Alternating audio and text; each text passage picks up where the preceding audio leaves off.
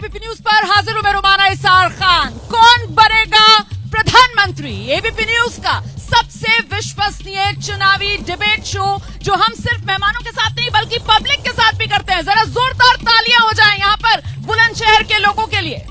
बुलंदशहर नाम मैंने ले दिया है, राजधानी दिल्ली से 80 किलोमीटर के फासले पर है उत्तर प्रदेश का ये जिला। और ये जिला एक तरीके से आप इसको बीजेपी का गढ़ कह सकते हैं, क्योंकि प्रदेश के पूर्व मुख्यमंत्री कल्याण सिंह जी भी यहाँ से सांसद रह चुके हैं। 2014, 2019 लगातार बीजेपी, भोला सिंह जी इस सीट को जीत रहे हैं। हमारे साथ आज के शो में खास मेहमान जुड़ेंगे, लेकिन पहले ये जान लीजिए कि आज प्रधानमंत्री नरेंद्र मोदी यही बुलंदशहर में मौजूद थे। और प्रधानमंत्री नरेंद्र मोदी का आज यहाँ बुलंदशहर आना खास इसलिए हो जाता है क्योंकि 2014 लोकसभा चुनाव अभियान की शुरुआत भी प्रधानमंत्री नरेंद्र मोदी ने पश्चिमी उत्तर प्रदेश के इसी बुलंदशहर से की थी। तो 2024 चुनावी अभियान की क्या ये बुलंद शुरुआत प्रधानमंत्री नरेंद्र मोदी ने कर दी है? ये बड़ा सवाल है। और साथ ही साथ सवाल ये कि एक तरफ बीजेपी ने कर दिया है चुनावी अभियान का श्री गणेश, वहीं दूसरी तरफ इंडिया गठबंधन में बचा हुआ है घमासान। तो क्या माना जाए, ये बिखराव इंडिया गठबंधन क्या 24 को बना देगा मोदी के लिए 400 पार वाला चुनाव? ये महत्वपूर्ण इसलिए हो जाता है क्योंकि आज की प्रधानमंत्री नरेंद्र मोदी की रैली जिन हालात में हुई है, एक तरफ अयोध्या में दिव्य भव्य नव्य राम मंदिर में रामलला की प्राण प्रतिष्ठा, कर्पूरी ठाकुर को भारत रत्न का ऐलान, और आज की प्रधानमंत्री नरेंद्र मोदी की बुलंदशहर से चुनावी हुंकार। इसी पर पहले सियासी वार पलटवार देखिए, फिर शुरू करेंगे चर्चा।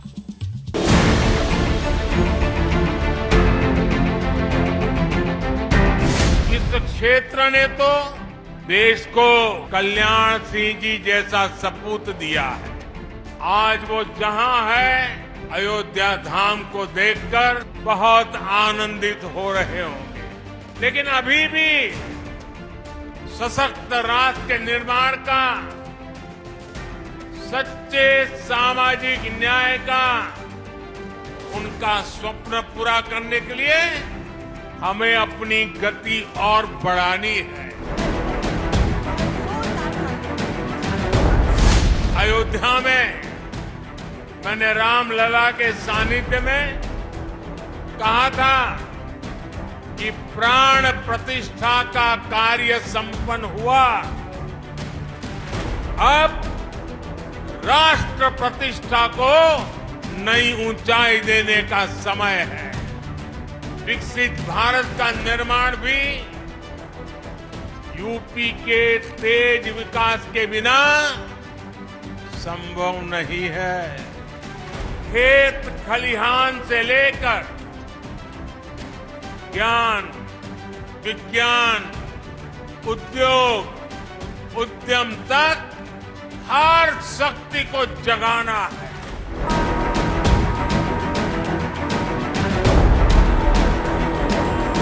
जब देश का सबसे बड़ा राज्य ही अगर कमजोर हो तो देश कैसे ताकतवर हो सकता था? उत्तर प्रदेश को पहले ताकतवर बनाना होगा कि नहीं बनाना होगा? और मैं तो यूपी का सांसद हूं और मेरी विशेष जिम्मेवारी है।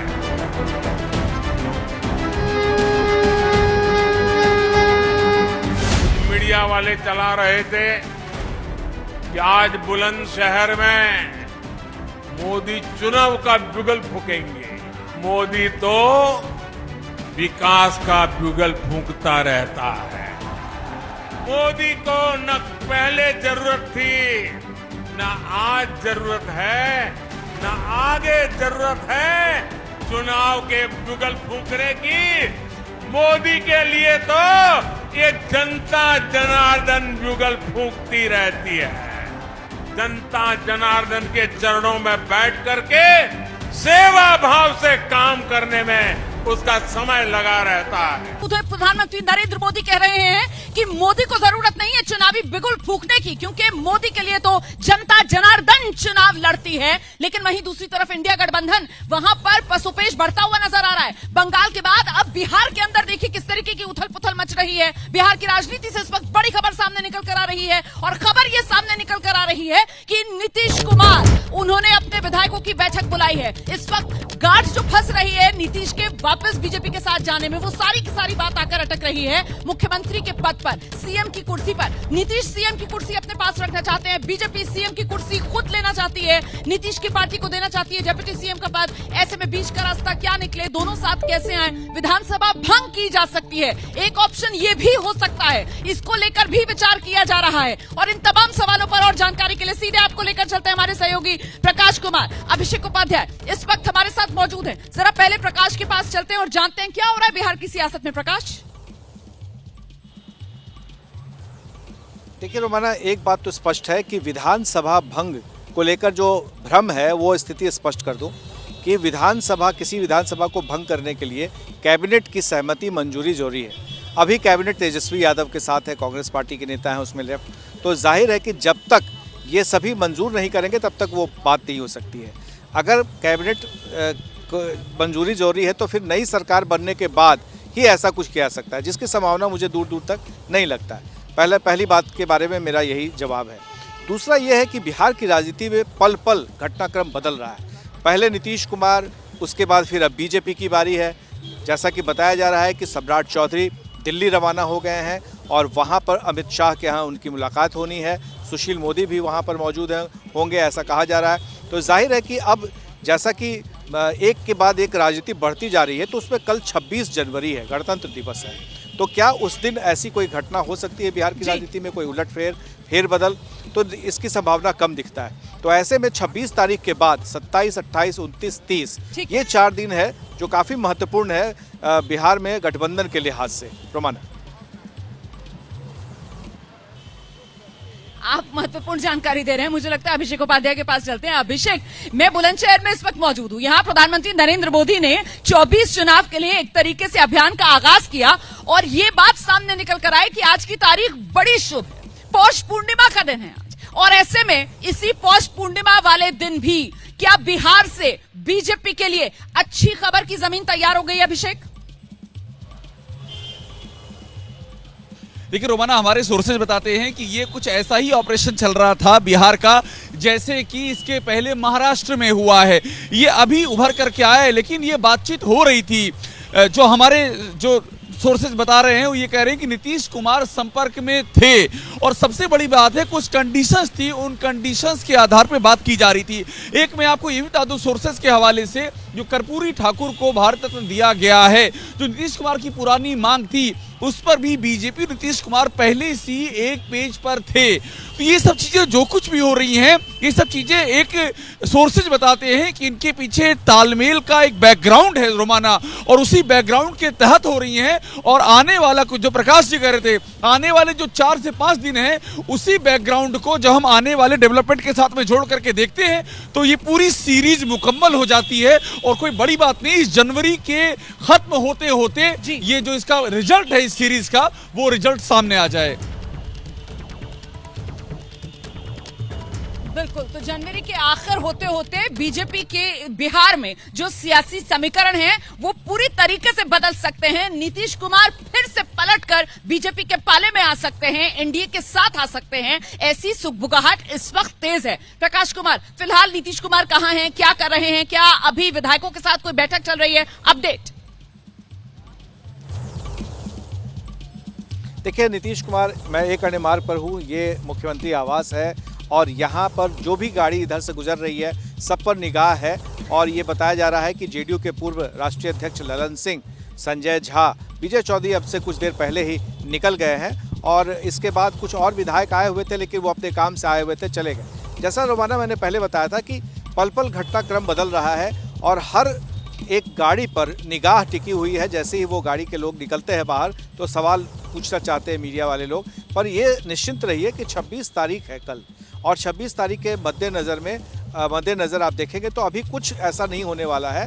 हाँ, ये बात ज़रूर है कि उसकी तैयारी, क्योंकि इसकी पटकथा जो स्क्रिप्ट है बहुत दिनों से लिखी जा रही थी और अब जाकर के धीरे धीरे खुलासा हुआ है कि अब क्या होने वाला है। तो यही सिर्फ नहीं है, एक अणे मार्ग पर ही नहीं, बल्कि हमारी नज़र लालू आवास पर भी है। वहां भी कुछ विधायक पहुंच रहे हैं, उनसे भी बातचीत की जा रही है और आगे की बिल्कुल, रणनीति ये जो तय आपने की जा नाम रही है। लिया ना लालू आवास का, मुझे लगता है इसी पर जरा जल्दी से दर्शकों को लेकर चलते हैं अभिषेक उपाध्याय के पास, क्योंकि अभिषेक जिस बात का जिक्र प्रकाश कुमार यहाँ पर कर रहे हैं ना कि साहब ये जो पटकथा है ये लंबे वक्त से लिखी जा रही थी और यकीनन ये खबरें छन छन कर मीडिया में भी आ रही थी। ये सवाल नया नहीं है, क्या नीतीश कुमार 24 चुनाव से पहले पलटी मारेंगे, लेकिन सवाल ये कि अगर ये सवाल इस तरीके से सियासी गलियारों में घूम रहा था तो जाहिर सी बात है लालू परिवार और आरजेडी उसकी भी कुछ जानकारी में रहा होगा, उनकी रणनीति, उसको लेकर क्या खबर है अभिषेक?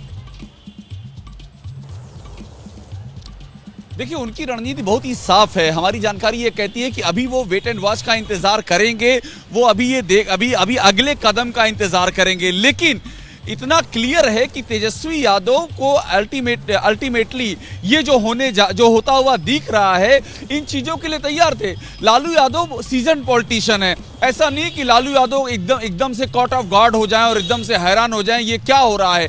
ये जो कुछ भी पक रहा है, प्रकाश जी ने एकदम सही कहा, इसकी पूरी एक पटकथा है। और मैं आपको यहां तक कह रहा हूं कि जो कर्पूरी ठाकुर को भारत रत्न दिया गया है, हमारे सोर्सेज ये कहते हैं कि नीतीश कुमार और बीजेपी आलाकमान इस पर एक पेज में पहले से ही था, एक राउंड की बातचीत हुई है और उसके बाद चूंकि नीतीश कुमार की डिमांड थी, उस डिमांड को मीट आउट किया गया है और उसके बाद ये मामला एक लेवल पर आया है। उस लेवल के बाद अब चीजें आगे बढ़ रही हैं।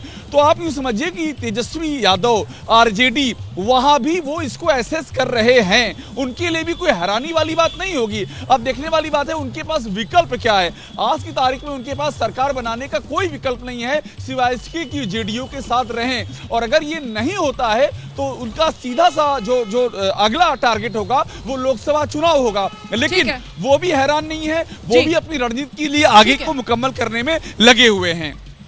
बिल्कुल, देखिए अगला टारगेट यकीनन लोकसभा चुनाव ही है, लेकिन ये नहीं भूलना चाहिए कि ज्यादा दूर बिहार का विधानसभा चुनाव भी नहीं है, क्योंकि हम 24 में आ गए हैं और 25 में बिहार में विधानसभा चुनाव भी होना है। ऐसे में इस वक्त की बड़ी खबर आपको बता दूं, बिहार बीजेपी के अध्यक्ष सम्राट चौधरी और उनको लेकर बड़ी खबर ये आ रही है कि वो गृह मंत्री अमित शाह से मुलाकात कर सकते हैं। अमित शाह आप जानते हैं बीजेपी में रणनीतिकार, बीजेपी के चाणक्य, खासतौर से चुनावी राजनीति में बीजेपी का परचम लहराने के तौर पर अमित शाह जाने जाते हैं, पहचाने जाते हैं और उन्हीं अमित शाह से मुलाकात करेंगे सम्राट चौधरी। तो इस मुलाकात के मायने किस रूप में निकाले जाएंगे, जानने के लिए सीधे आपको लेकर चलते हैं। प्रकाश कुमार इस वक्त हमारे साथ मौजूद है, लेकिन पहले नीरज पांडे का रुख करते हैं। ये खबर नीरज दे रहे हैं। नीरज, क्या सुगबुगाहट है, शाम 7 बजे मुलाकात हो सकती है सम्राट चौधरी की अमित शाह से? रोमाना, थोड़ी देर बाद सम्राट चौधरी पहुंच जाएंगे दिल्ली और उसके बाद कहा यह जा रहा है कि वो सीधे जाएंगे जहां जेपी नड्डा और अमित शाह दोनों नेताओं से वो मुलाकात करेंगे।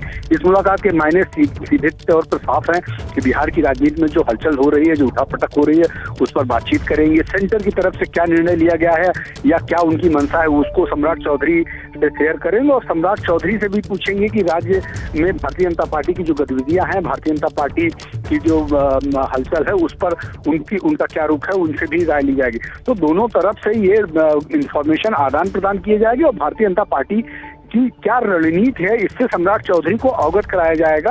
और इसी के साथ एक तरह से इसे आप इस रूप में भी देख सकते हैं कि यदि भारतीय जनता पार्टी ने ये प्लान कर लिया है कि जेडीयू के साथ वो बिहार में सरकार बनाने जा रहे हैं, तो उससे उनके प्रदेश के अध्यक्ष को अवगत होना बहुत जरूरी है, ताकि कहीं कोई गलती से कोई बयान न निकले या ऐसी कोई बात ना आए जिससे कि दोनों के जो बन रहे गठबंधन में कोई दरार पड़े या बन रहे गठबंधन की बात बिगड़ जाए। तो ये तमाम संभावनाएं हैं जिसको लेकर ये मुलाकात हो सकती है। करीब माना जा रहा है 7 बजे के आसपास की मुलाकात होगी। अभी फिलहाल जगह तय नहीं हुई है। जल्दी से जरा प्रकाश कुमार का रुख करेंगे और प्रकाश कुमार से जान लेते हैं। प्रकाश, सम्राट चौधरी बिहार बीजेपी के अध्यक्ष हैं, क्या वो पार्टी की प्रदेश इकाई के दूत बनकर गृह मंत्री अमित शाह से मुलाकात करने जा रहे हैं? क्या बीच का कोई रास्ता निकल पाए, इसको लेकर कोई सहमति बनाने के लिए जा रहे हैं क्या, ताकि बिहार में, राज्य में सत्ता का सूखा बीजेपी के लिए खत्म हो सके? प्रकाश कुमार, देखिए, पिछले कई दिनों से लगातार जो बीजेपी नेताओं की तरफ से बयान आ रहे थे वो बहुत ही लो थे। उनका जो प्रोफाइल था, उनके जो बोलने का तरीका था, उतना आक्रामक नहीं था। इससे साफ जाहिर हो रहा था कि इन लोगों को कुछ तो इशारा है, लेकिन वो इशारा अब दरअसल हकीकत में बदल जाने को है। तो ऐसे में अमित शाह की जो बात होगी उनसे, वो अंतिम बात होगी कि उसके बाद आगे की रणनीति पर कैसे काम करना है, जो बयान होगा वो किस तरीके से देना है। क्योंकि नीतीश कुमार ने कल भरी सभा में खुलेआम ये बयान दिया। नीतीश कुमार ने प्रधानमंत्री को धन्यवाद दिया और साथ में ये भी कहा कि आपने एक डिमांड मानी है, अब बाकी डिमांड भी आप मान लीजिए, बिहार के हित में जो फैसला लेना होगा वो लेंगे। तो अब ये जो गुंजाइश थी इसकी कि कोई कहीं से पर्दा है या पब्लिकली जो सार्वजनिक तौर पे जो बयान से बातें बनती हैं उसको नीतीश कुमार ने आगे बढ़ाया है। अब मौका है बीजेपी की तरफ से वापस भेंट देने का, वापस गिफ्ट करने का कि बीजेपी क्या करती है। तो अमित शाह से बातचीत के बाद जब सम्राट चौधरी तो देखना होगा कि बीजेपी कितना बड़ा दिल दिखाती है, क्योंकि सीएम की कुर्सी तो नीतीश कुमार छोड़ने के लिए तैयार नहीं है। मैं जल्दी से आपका परिचय करा देती हूँ। बुलंदशहर, जैसे कि मैंने आपको बताया था, कौन बनेगा प्रधानमंत्री का काफिला लेकर हम पहुंचे हुए हैं। और आइए जरा जल्दी से परिचय करा दीजिए भाई, जोरदार तालियों से स्वागत कीजिए। आपके सांसद साहब हैं भोला सिंह, बीजेपी से आते हैं, गले में कमल वाला पटका पहना हुआ है, पहचानने में दिक्कत नहीं होगी। भोला सिंह जी हमारे साथ मौजूद हैं। समाजवादी पार्टी की तरफ से प्रोफेसर भुवन भास्कर जोशी जी हमारे साथ जुड़ रहे हैं, प्रवक्ता है पार्टी के। और आरएलडी के भवतोष तेवजिया जी हमारे साथ मौजूद है। बहुत स्वागत आप सभी का। तो मतलब भोला सिंह जी, बिहार में भी खेला कर दिया आप लोगों ने। देखिए, मैं आप ही बता रहे हैं, हमें कोई जानकारी नहीं है कि बिहार में क्या हो। नीतीश जी तो पुराने साथी हैं, स्वागत करेंगे उनका। जी की पुराने मुख्यमंत्री हैं, उनके विधायक हैं, और कोई भी मुख्यमंत्री अपने विधायकों के साथ में बैठक करता है, तो ये कोई नया नहीं है, वो मुख्यमंत्री हैं। आप लोगों के बीजेपी के तो पुराने साथी हैं सर, अटल जी के समय के साथी हैं आप लोगों के, स्वागत करेंगे। एनडीए का पार्ट रहे हैं, हिस्सा रहे हैं, लेकिन अभी वो दूसरे दल के साथ में सरकार वहाँ चला रहे हैं। क्या उनके मन की बात है? हमको उनके मन की बात का नहीं पता है। उनके मन की बात का नहीं पता, लेकिन इनकी मुस्कुराहट जो है वो लोग जो नीचे बैठे हुए हैं समझ रहे होंगे। दिखा दीजिए जरा जल्दी से एक बार सबके चेहरे, जोरदार तालियां एक बार फिर से। ये क्या हो रहा है? इंडिया गठबंधन टूट रहा है, बिखर रहा है। पहले ममता, अब नीतीश। देखिए, जिस धरती पर हम लोग बैठे हैं, उत्तर प्रदेश की धरती पर, इसमें तो समाजवादी पार्टी पहले ही लीड ले चुकी है। हम लोग तो अपने सहयोगियों को सीट का बंटवारा भी कर चुके हैं। अरे कहाँ, आरएलडी के साथ ही किया है आपने, कांग्रेस को यहाँ पर भी दूध में से मक्खी की तरह निकाल दिया है क्या? देखिए, मैं पूछना चाहता हूँ, हमारे भारतीय जनता पार्टी के साथी यहाँ बैठे हैं, इन्होंने कितनी सीटें दे दी अपने गठबंधन के लोगों को? और एक तो बुजुर्ग व्यक्ति को सांसें फुला दी है। योगी जी से लेके गृह मंत्री तक वो बार बार जा रहे हैं। कौन नाम लीजिए। राजभर जी, उनको कब मंत्री बनाने का काम करेंगे आप? प्रदेश जानना चाहता है, और हमारा गठबंधन तो सीटों के बंटवारे से आगे बढ़ चुका है। सर, ये लॉलीपॉप कब तक दिखाएंगे? लॉलीपॉप हाथ में तो पकड़ा दीजिए। नाम ले रहे हैं वो राजभर जी का। देखिए, भारतीय जनता पार्टी एक ऐसा दल है जो सबको साथ लेके चलता है, और पार्टी किसको क्या बनानी है खुद उनको नहीं पता होता है। ये पार्टी किसी छोटे से कार्यकर्ता को भी मुख्यमंत्री, प्रधानमंत्री, सांसद, राज्यसभा, लोकसभा कुछ भी बना सकती है। ये भाजपा ही है जो लोकतंत्र को ठीक से फॉलो करके आगे बढ़ने का काम कर रही है। ठीक है, लेकिन राजभर जी, दारा सिंह चौहान, उनका भी नंबर नहीं लग पा रहा है। हाँ, लॉटरी नहीं निकल पा रही है। कांग्रेस कहाँ है? यूपी में आप लोगों ने आपस में सीटों का बंटवारा तय कर लिया, कांग्रेस को मक्खी की तरह निकाल दिया दूध में से। ना हमने कांग्रेस को मक्खी की तरह निकाला, ना हमारा भी कोई विरोध है। ये उच्च नेताओं का, हमारा राष्ट्रीय अध्यक्ष के नेतृत्व में जो निर्णय होगा उसे हम स्वीकार करेंगे और उसे मानेंगे। पर निर्णय होगा कब? निर्णय होने से पहले यहाँ देखिए ना किस तरीके से एक एक करके जो राज्य हैं वहां तो इंडिया गठबंधन की हवा निकलती हुई नजर आ रही है। पश्चिम बंगाल, ममता बनर्जी कह रही है मैं तो अकेले चुनाव लड़ूंगी। बिहार, नीतीश कुमार लग रहा है किसी भी पल पाला बदल कर बीजेपी के साथ आ जाएंगे। आपको क्या लग रहा है, नीतीश कुमार क्या बीजेपी के साथ आने वाले हैं? नीतीश कुमार जी बिल्कुल, नारे नहीं, अपनी बात रखिए, आराम से चिल्लाइए नहीं। नीतीश कुमार जी बिल्कुल आने वाले हैं। और कहाँ आने वाले हैं? बीजेपी में आने वाले हैं। बीजेपी में नीतीश कुमार आने वाले हैं बीजेपी में? ऐसा ही लग रहा है, अंदाजा लग रहा है। बिल्कुल पलटी मार दी। बीजेपी को लेना चाहिए नीतीश कुमार। जी बिल्कुल बिल्कुल। क्यों? वे सत्ता में हैं तो सब साथ ही आएंगे। सत्ता में सब साथ आएंगे, साथ आ जाना चाहिए। नीतीश कुमार बीजेपी में आ जाएंगे। देखिए सर, उनका जो चरित्र है वो इसी तरह का है, जहाँ पर देखते हैं तय पर वह गंवाते सारी रात, ये उनका कैरेक्टर है। और जहाँ तक कभी बीजेपी के वो कह रहे थे कि सबको साथ सबका विकास करते, सबका भी अभी वहाँ पर राम मंदिर का उद्घाटन हुआ है, वहाँ पर जो दलित समुदाय के जो प्राइम मिनिस्टर, प्रेसिडेंट है, प्रथम नागरिक है, उनको कॉल नहीं करा गया। कोई शुल्कास का आदमी वहाँ पर उसको कॉल नहीं करा गया। न्योता तो दिया था, न्योता तो दिया था ना। अरे न्योता तो दिया, लेकिन कह दिया आप मत आइए, चूंकि वहाँ मंदिर को फोन करके बताया था कि मत आइए। नहीं, इनको फोन करके बताया था क्या? नहीं, ऐसे थोड़ा ही सर, ऐसे थोड़ा ही सर। आडवाणी जी से मना करी थी, मुरली मनोहर जोशी जी से मना करी थी। और बात रही कांग्रेस की, कांग्रेस को न्योता आपने दिया था, न्योता आपका स्वीकार है, लेकिन वहाँ राम का मरला जो मंदिर नहीं बनना था वहां, मतलब केवल राम के नाम से बीजेपी के लोग खेल रहे थे, खिलवाड़ कर रहे थे सनातन धर्म के। कांग्रेस के हैं? नहीं, पार्टी के कार्यकर्ता हैं? मैं कांग्रेस का हूँ। चलिए ठीक है, कांग्रेस के कार्यकर्ता है, मान रहे हैं, और इसीलिए कह रहे हैं कि वहां पर राम का मंदिर नहीं बन रहा था, बीजेपी अपना प्रचार कर रही थी। आपको भी ऐसा लगता है बीजेपी प्रचार कर रही थी अयोध्या में? भगवान राम जो हैं वो संपूर्ण हिंदू समाज के, और हिंदू समाज अनेकों पार्टियों में रहता, सभी की आस्था का केंद्र है। लेकिन भारतीय जनता पार्टी ने उनका रास्ता साफ किया, उनको टेंट में से और उनके आवास में भव्य दिव्य मंदिर में बनाने का वो प्रस्ताव किया है। उसमें जिन किसी तो ये बीजेपी ने किया है, आप कह रहे हैं बीजेपी कुछ रह जाएगा? भारतीय जनता पार्टी ने किया है ना, भारतीय जनता पार्टी ने किया है। भारतीय कोई बोलना चाहता है? जल्दी से बोलिए। भारतीय जनता पार्टी ने बहुत ही जबरदस्त काम किया है, सनातन को दोबारा से जिंदा कर दिया है। सनातन को जिंदा करने का काम बीजेपी ने किया है। मैं कार्य सेवक हूँ, और कार्य सेवकों ने उस समय जो लाठी खाई है, डंडे खाए हैं, भगवान राम के 500 साल की प्रतीक्षा के बाद अगर 5 साल मोदी जी को और दे दिए जाएं, तो जिस तरह से हमें वहां से मिला, जब 24 में आएंगे तो हमारी अयोध्या के बाद काशी और मथुरा भी हमारा होगा, क्योंकि कार सेवक मैं रहा हूँ, डंडे में। पर मोदी जी कह रहे हैं अयोध्या के बाद आप क्या? अयोध्या सवाल पूछ रहा है। मोदी जी कह रहे हैं अयोध्या में दिव्य भव्य राम मंदिर बन गया, अब मंदिर नहीं, मोदी जी अब राष्ट्र निर्माण की बात कर रहे हैं। सुना आपने? सुना था ना मोदी जी का संबोधन? ये कांग्रेस और बसपा और समाजवादी पार्टी रालोद वाले, इनका ये हाल है, खिसियानी बिल्ली खम्मा नोचे। क्यों? ये राम विरोधी हैं, इन्होंने राम विरोधी है, इनके लिए तो मस्जिद बननी चाहिए थी, तो ये खुद से मंदिर बन गए। तो इस बार मुझे एक बात बताइए, इस बार क्या 24 चुनाव में मुद्दा राम मंदिर रहने वाला है, हाँ या ना? जोरदार जवाब दीजिए। रहेगा। ठीक है। तो ये एक तरीके से मैंने यहाँ त्वरित सर्वे कर लिया, हाथ खड़े करिए, किसको लग रहा है कि राम मंदिर मुद्दा रहने वाला है 24 चुनाव में? और इस वक्त बड़ी बिहार से आ रही है, तारीख सामने आई है, और वो है 4 फरवरी की। 4 फरवरी वो तारीख जब सूत्र जानकारी दे रहे हैं बिहार के मुख्यमंत्री नीतीश कुमार प्रधानमंत्री नरेंद्र मोदी के साथ मंच साझा कर सकते हैं। ये बड़ी खबर है। आपको बता दें कि बिहार बेतिया में प्रधानमंत्री नरेंद्र मोदी की रैली होनी है, और बहुत मुमकिन उसी मंच पर एक साथ नजर आए नीतीश कुमार और प्रधानमंत्री नरेंद्र मोदी। सीधे रुक करते हैं हमारे साथ हमारे सहयोगी नीरज पांडे इस वक्त मौजूद है। नीरज, क्या माना जाए 4 फरवरी ही वो तारीख जब साथ होंगे नीतीश और मोदी?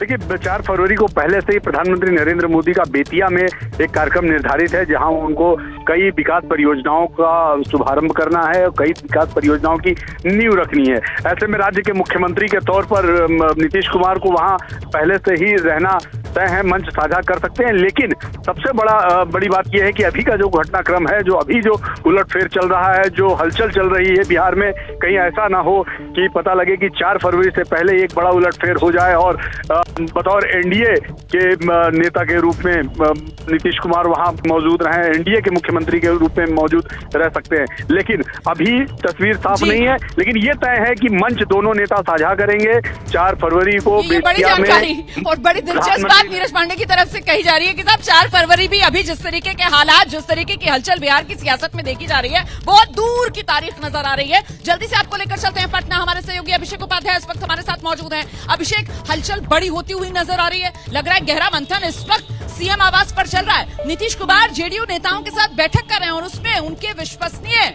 विजय चौधरी मौजूद हैं, ललन सिंह भी मौजूद हैं। अभिषेक, बिल्कुल। और देखिए, एक बड़ी बात मैं आपको बताऊं, अभी कुछ देर पहले वहां पर अली अशरफ फातमी भी पहुंचे हुए हैं, जो दोनों और के करीबी हैं बताए जाते हैं, जेडीयू के भी करीबी हैं, आरजेडी के भी करीबी हैं। तो एक जानकारी मैं आपको ये भी दे दूं, लास्ट मिनट एफर्ट भी चल रहे हैं। अली अशरफ फातमी का जाना, जो हमें जानकारी मिली है, वो इसी बात का संकेत है। लेकिन जानकारी मैं आपको ये भी बता दूं कि चूंकि ये अचानक नहीं हो रहा है रोमाना, इसकी पटकथा पहले से ही लिखी जा रही थी। काफी चीजें, काफी जो कंडीशंस है, उन कंडीशंस पे हमारी जानकारी ये कहती है कि जेडीयू और बीजेपी के बीच में आलाकमान के बीच में बात हो चुकी है, अब उनके इम्प्लीमेंटेशन की स्टेज है, तो कहानी काफी आगे बढ़ चुकी है। बैक गियर अब बिल्कुल भी यहाँ मुमकिन दिखाई नहीं पड़ रहा है, और सारी हलचलें इसी बात का इशारा कर रही हैं कि जो पटकथा लिखी गई है उसका एक के बाद दूसरा अध्याय अनफोल्ड होता जा रहा है। रोमाना, बिल्कुल, ये तो पिछले कुछ दिनों से कही जा रही थी कि बात, जिस तरीके के बयान सामने आ रहे हैं, ऐसा लग रहा है कि ये किसी और इशारा कर रहे हैं, संकेत दे रहे हैं और मामला पूरी तरीके से स्क्रिप्टेड है। बस अब वो धीरे धीरे कर आगे बढ़ रहा है मामला और पर्दा उठने ही वाला है। पर्दा उठेगा तो फिर इंडिया गठबंधन में बिखराव होगा, तो मतलब सफल होगा मोदी का 400 वाला दाव। देखिए, मैं निश्चित तौर पे कहना चाहता हूँ, उत्तर प्रदेश की सबसे जिम्मेदार पार्टी अगर कोई है तो समाजवादी पार्टी है। सबसे आगे अगर किसी के मंसूबे हमारे दिखाई देते हैं तो माननीय अखिलेश यादव की जगह दिखाई देते हैं। क्यों दिखाई देते हैं? सबसे पहले सर, इन मंसूबों का करें क्या? 2019 हो, 2014 हो, 5-5 का आंकड़ा तो रहा है, उससे आगे तो बढ़ नहीं पाए। आप लोग तो खाता भी नहीं खोल पा रहे थे ना? क्या कौन गिरा खाता नहीं? 14 आपने देखा? 14 में खुला था खाता? नहीं, 14 में खाता नहीं। तो मैं वही तो कह रही हूँ सर, आप ऐसे मुझसे पलटकर सवाल पूछ रहे हैं, वही तो मैं कह रही हूँ। तो मतलब विपक्ष में अगर बिखराव होगा सर, विपक्ष में अगर बिखराव होगा तो सफल हो जाएगा ना मोदी का 400 वाला दाव। ये भविष्यवाणी आप कर सकती है, मैं भविष्यवक्ता नहीं हूँ। हाँ, मेरे लिए जनता भविष्यवक्ता है। अगर वो चाहेगी तो मोदी का खाता भी नहीं खुलेगा बुलंदशहर में, कम से कम मोदी का खाता नहीं खुलेगा कह रहे हैं बुलंदशहर में। ऐसा क्यों? ऐसे क्यों हालात हो गए? देखिए, ये जनता सामने बैठी है और 2014 में 60% वोट मिली थी, 2019 में 61% वोट मिली थी और अब की बार 80% वोट मिलने जा रही है, जो माननीय प्रधानमंत्री जी के नेतृत्व में विकसित भारत के साथ साथ बुलंदशहर विकसित हुआ है।